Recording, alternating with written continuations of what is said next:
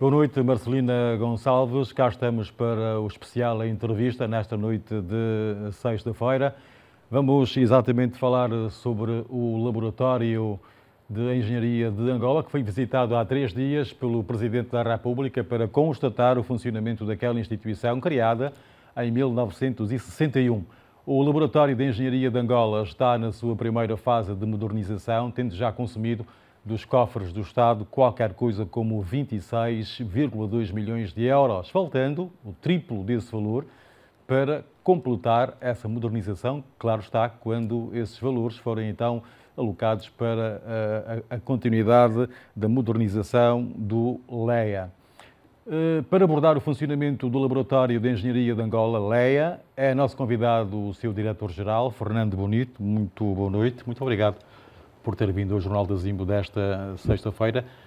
A primeira pergunta que lhe faço é, depois da visita do Presidente da República ao Laboratório de Engenharia de Angola, está mais aliviado, mais confiante em relação à modernização, à contínua modernização e também aos ganhos que daí podem advir? Muito bem. Boa noite, Moura. Boa noite aos telespectadores que nos assistem a esta hora. Bom, eu começo por dizer e reforçar um aspecto muito importante desta visita. Ela é um marco, não é um marco histórico. O LEA tem, como disse, 63 anos de idade e dentre os quais temos 49 anos de independência, e esta foi a primeira visita do Presidente da República às instalações do Laboratório de Engenharia de Angola. Portanto, isso foi um facto marcante que merece esse destaque. Na sua introdução referiu um primeiro investimento, uma primeira fase do equipamento do Laboratório de Engenharia de Angola, cujo objetivo era, após um período de alguma dificuldade em haver reequipamento do laboratório, por razões de várias ordens, que não importa agora citar, dizia então eu que este reequipamento veio formatado ou assente em 3 pilares fundamentais, dar-nos outra capacidade. E quais eram estes eram estes? Havia uma necessidade, porque nós trabalhamos com equipamentos que permitem fazer caracterização de materiais de construção, avaliação do comportamento de edifícios e outras estruturas de engenharia. Portanto, estamos a falar de um domínio tecnológico onde a evolução é contínua. Portanto, não tendo havido a possibilidade de ter havido um reequipamento, nós estávamos como que, de algum modo, um bocado para trás no tempo tecnológico dos equipamentos. E esse reequipamento veio, por um lado, resolver este problema, não é? Em parte, para já. Veio também resolver um outro problema que tem que ver com a questão das instalações, não é? Como saberá, o LEA trabalha numas instalações cujos edifícios são da década de 60 do século passado, portanto, já têm muitos anos de vida e a requalificação dos mesmos haverá que fazer. Também, em parte, tocou-se muito ligeiramente nesta componente. E, por outro lado, também havia a questão da capacitação do nosso pessoal, não é? Ou seja, do nosso capital humano, como se diz agora, dos nossos recursos humanos, não é? Que também, para estarem ao nível daquilo que são os equipamentos recentemente adquiridos, haveria que também requalificá-los, adaptá-los ao conhecimento adequado ao que têm. Bom, e para isso já foram gastos 23,2 milhões de euros, ou o equivalente em kwanzas. Deverão receber, no futuro, mais 73,8 milhões de euros, claro, o equivalente sempre em kwanzas. Que LEA é que vamos ter depois de esta modernização estar afinal completa? Um LEA totalmente remodelado, reestruturado para os desafios que tem pela frente?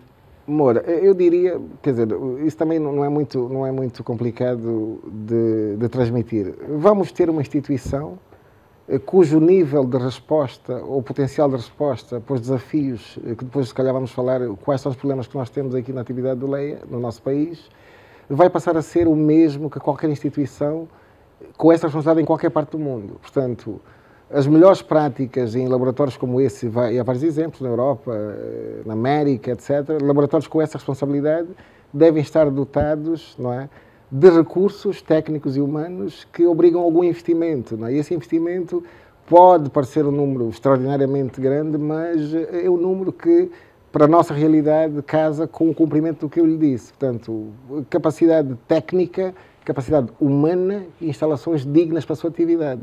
Além das atividades correntes, nós temos de ter também a capacidade, isso faz-se muito nos laboratórios deste nível, trabalhar com novos materiais de construção, fazer, por exemplo, testes e ensaios, não só ao nível dos materiais, mas também ter espaços de tamanho suficiente para podermos simular o comportamento de estruturas, enfim, fazer protótipos à escala real de edifícios, de casas, de troços experimentais de pavimentos e verificar o comportamento destes materiais por via laboratorial, ou seja, antecipadamente a sua construção.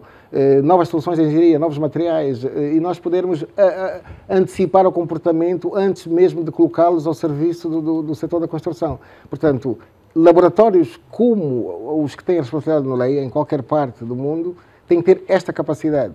E o investimento, em rigor, não quero assustar, mas é uma coisa contínua nesse tipo. As pessoas devem estar a perguntar-se que tipo de equipamentos técnicos são estes que consomem, estão avultadas assim. Não, Pode dar um exemplo, em breves palavras, só para que se possa perceber a dimensão da técnica que o Laboratório de Engenharia de Angola tem que usar para que possa exatamente avaliar materiais e obras?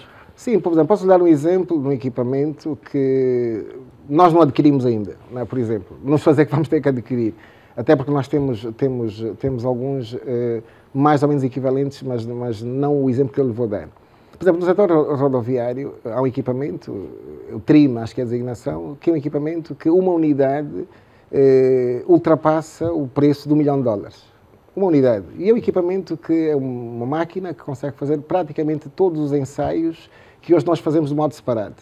Portanto, é um veículo... Ensaios de quê e para quê? Ensaios para avaliar a qualidade de pavimentos rodoviários ou asfálticos, melhor dito, já construídos, quer sejam aeronáuticos ou rodoviários.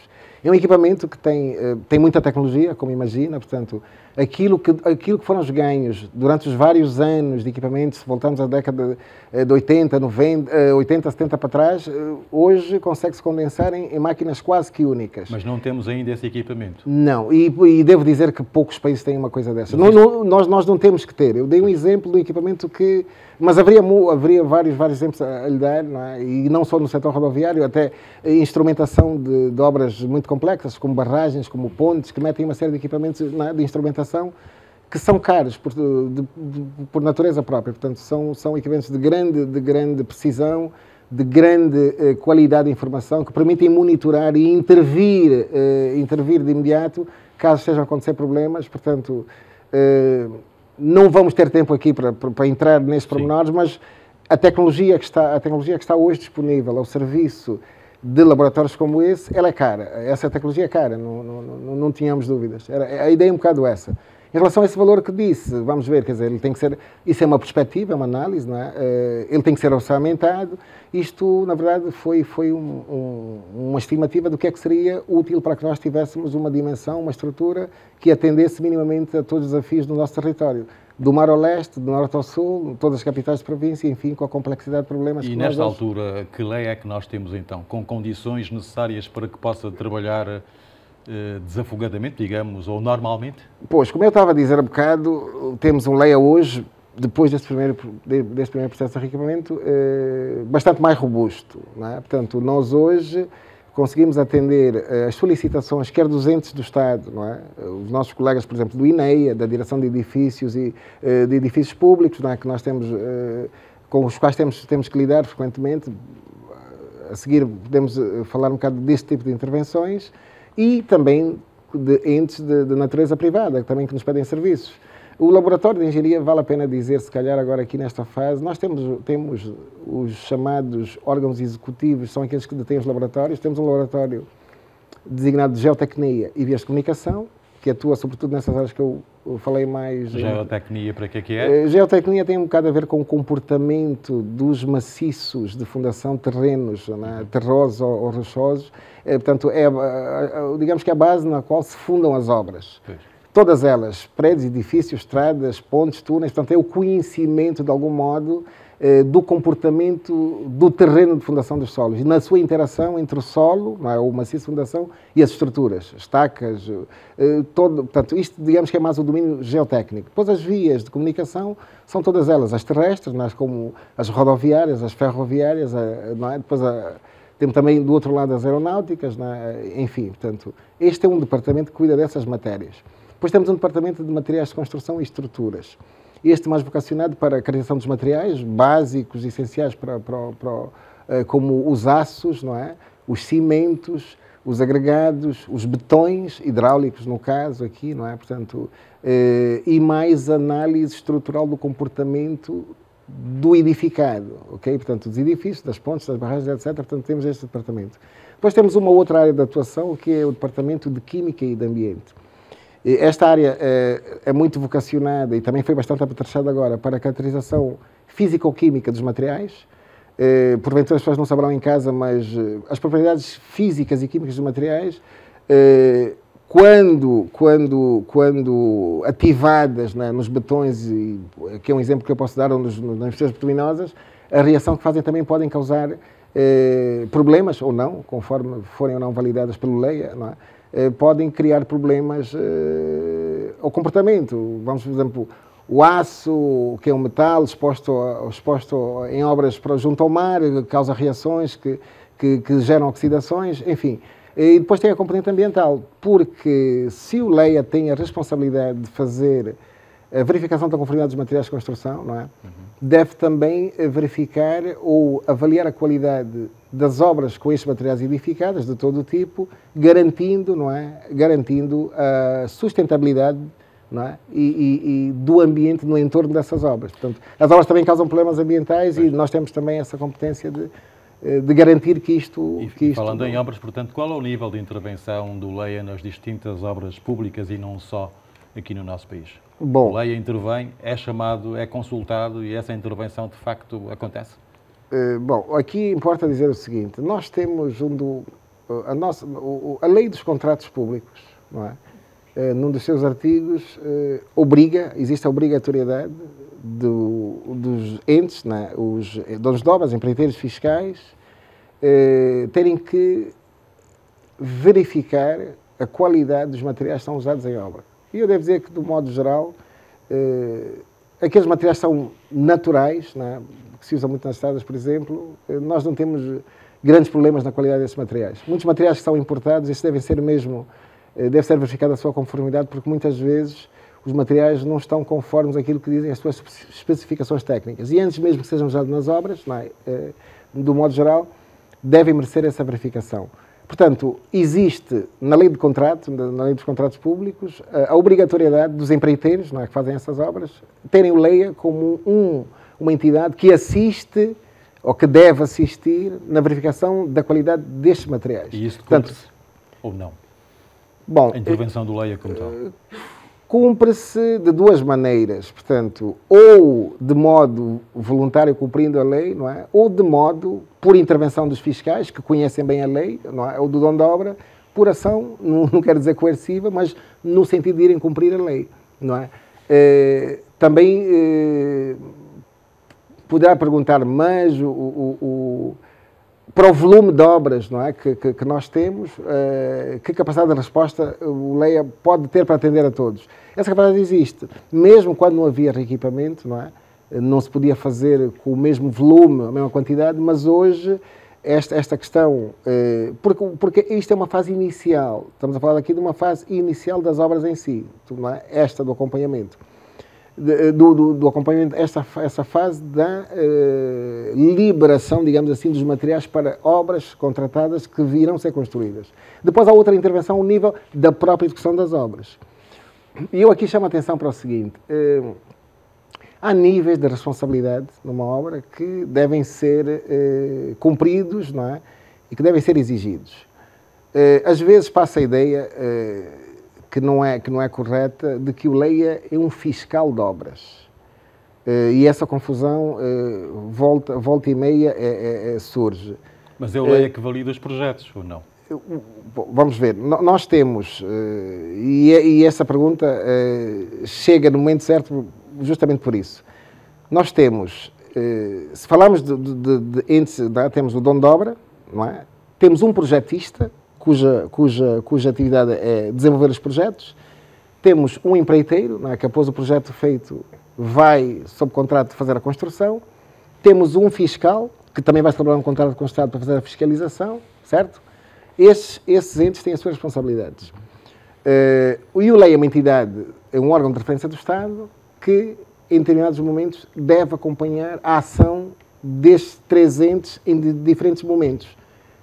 Na fase de estudos e projetos, na fase de elaboração, na fase de construção e, finalmente, depois na fase de manutenção e conservação. Ou seja, o que é importante dizer é que há este acompanhamento de facto, não é? Mas o Leia não é, ou seja... Um órgão fiscalizador como tal. É um órgão, quer dizer, é um órgão que faz a avaliação da qualidade sem dever ser confundido com este ente que é o fiscal de muita responsabilidade na garantia da qualidade das obras, porque é pago e é contratado para este efeito, portanto, mas nós temos aqui tarefas diferentes. Vou-lhe dar um exemplo. Existem atividades de controle da qualidade das obras que quer fiscais, quer empreiteiros, não têm equipamentos, digamos assim, para poder fazer. E é natural, porque são investimentos em unidades muito caras, muito onerosas, como aquelas que eu dei o exemplo, e caberá alguém vir, a meio, no início ou no fim, fazer uma avaliação de todo edificado, com independência. Porque se se faz às vezes essa confusão de que o Leia devia estar em todas as obras do país a fazer fiscalização, isto é utópico, porque era de pôr dentro do Leia, tem 170 tal colaboradores, é pôr lá dentro todas as empresas de fiscalização do país. Ora, isso é impraticável, não é? Uma das missões do Leia é, e como já referiu, é avaliar, portanto, a qualidade dos materiais que são empregues para a construção das estradas. Os materiais que nós temos aqui nacionais são de boa qualidade para a construção das nossas estradas? Bom, Angola é um país diverso, é um país grande, não é? E nós temos... Uma estrada é uma obra cujos materiais envolvidos não há assim muita diversidade e nem complexidade. Basicamente são materiais pétreos. Mas são bons ou não? Quando eu digo, vou chegar lá. Quando eu digo pétreos são solos, não é? Rochas ou agregados rochosos, não é? Água. Portanto, depois a parte mais onerosa e mais complicada são as misturas bituminosas, não é? Em que parte também são agregados depois ao betume. Portanto, não há assim uma diversidade muito grande de materiais. Como dizia, nós temos... Porque uma estrada depois, além dos materiais, também tem a ver com a sua localização. As ações, ou seja, os agentes que põem à prova o desempenho da estrada são diversos, não é? São solicitações do tráfego, do clima, não é? Chove muito, chove pouco, chove mais, chove menos, não é? Portanto, regionalmente, nós temos que olhar para a localização da construção de uma estrada e ver, primeiro, a disponibilidade desses materiais e depois a qualidade dos mesmos. Como eu dizia há bocado, de um modo geral, aquilo que eu referi, nós temos materiais de qualidade boa. E porquê então que as nossas estradas, muitas delas duram apenas 5 anos, outras nem tanto? Bom, e volta e meia temos que as refazer. O Leia tem intervenção, há dimensão de um laboratório de engenharia? Isto é um assunto, não é? Um assunto recorrente, não é? Um assunto sempre em cima da mesa.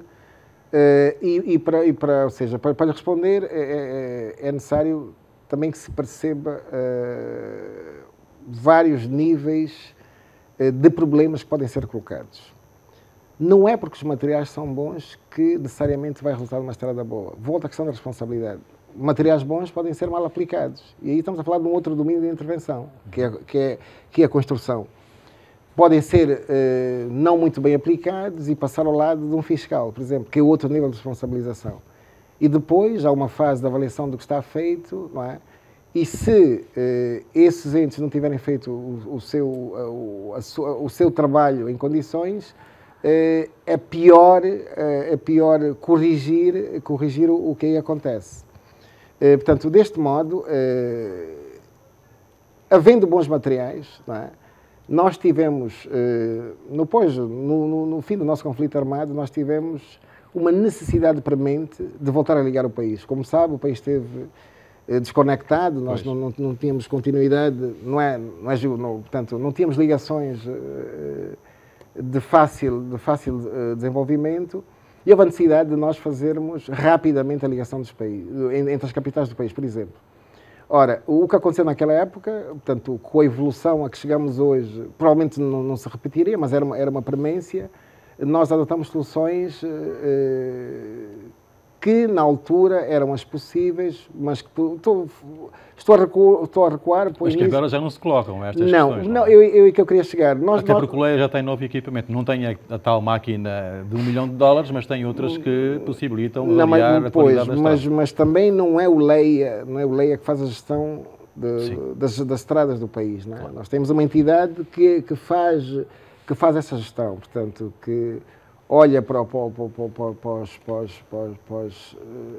os traçados, olha para as estradas, vê em que nível é que elas se encontram, faz propostas de novas estradas, faz contratação, portanto, existe uma entidade, o Instituto de Estradas de Angola, que tem essa responsabilidade.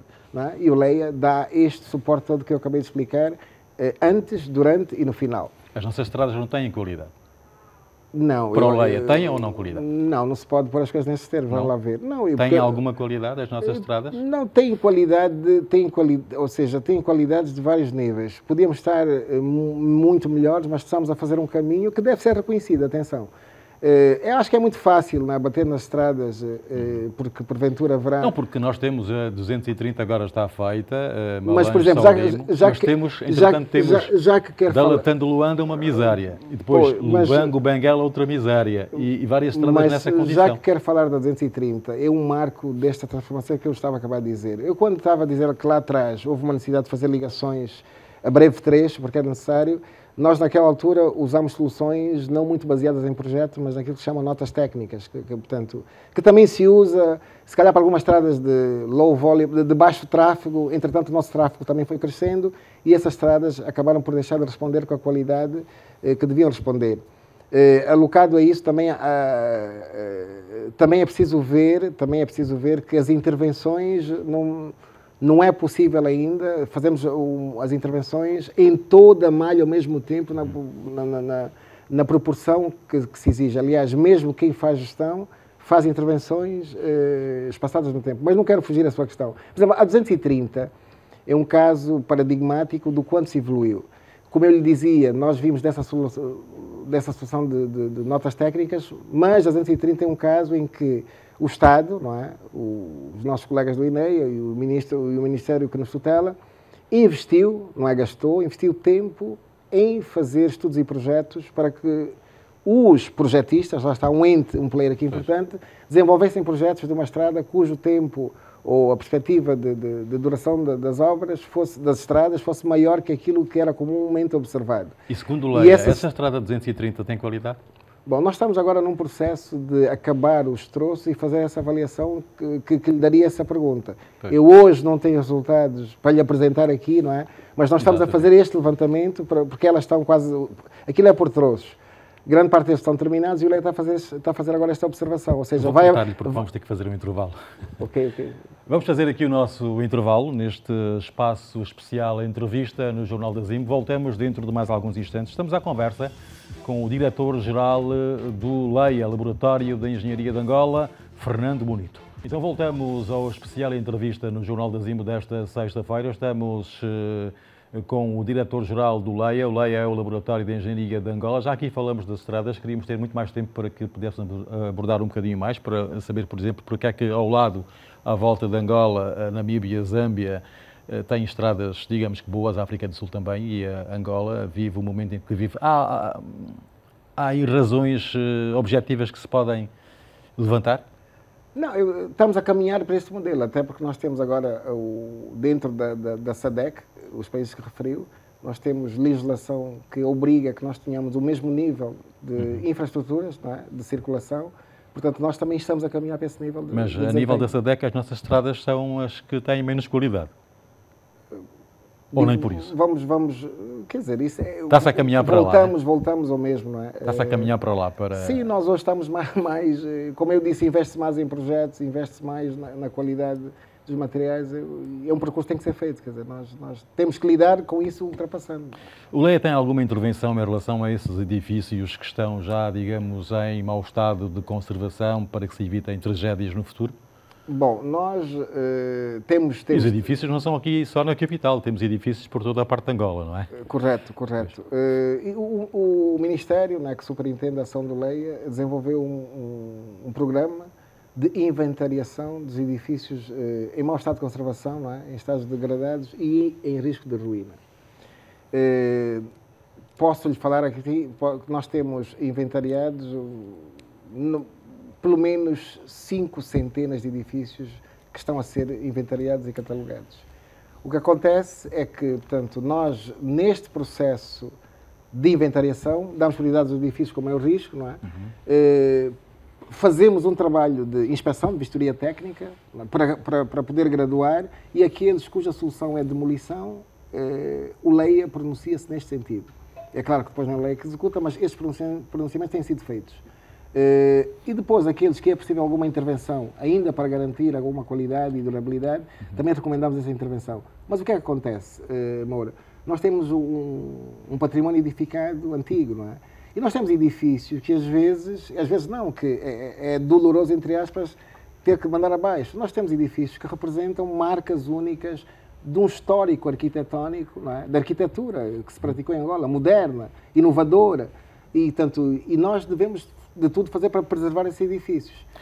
Olhando para este património, que agora está a fazer referência da sua qualidade muitos anos depois de terem sido construídos. E pouca manutenção. Quais são as principais preocupações? Luanda, Benguela, Huila, onde é que não, Luanda, do modo geral? Luanda destacadamente, não é? Luanda destacadamente, até porque o grande crescimento ao nível das construções, Luanda domina, não é? Depois temos outras capitais que secundarizam, Benguela, Huambo, Lubango, digamos assim. Há outras capitais que não têm tantos edifícios, ou se os têm não são muito de grande dimensão, de grande porte, nem a altura, nem outras dimensões, mas Luanda é o caso mais problemático, não é? Portanto, que se vive.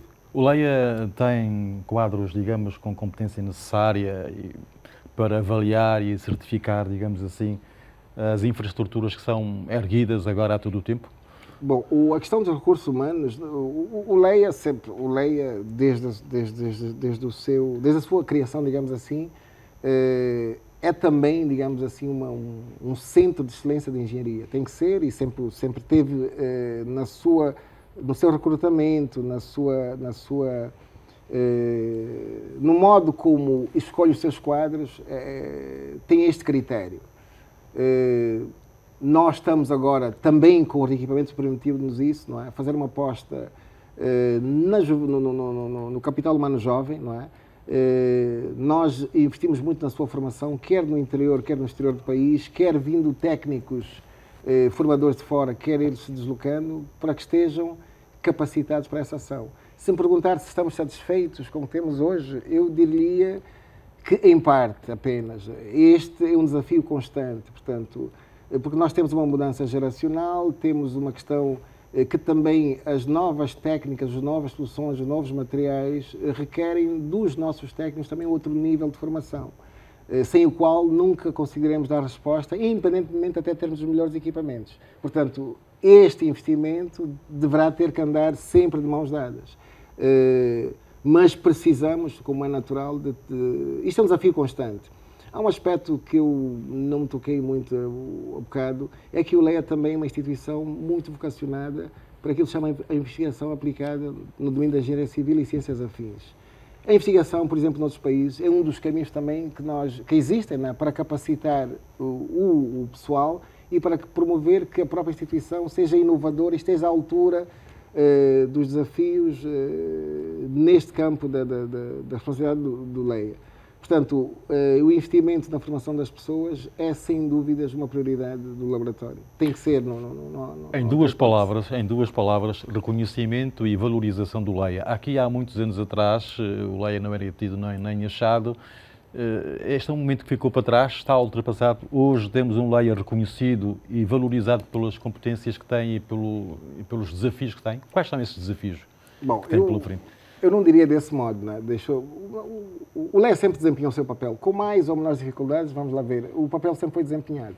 Agora, eu também concordo consigo que com esse investimento que foi feito inicial, nós estamos em condições para não nos pormos também nessa posição que disse. Nós temos que nos chegar à frente e mostrar o nosso papel.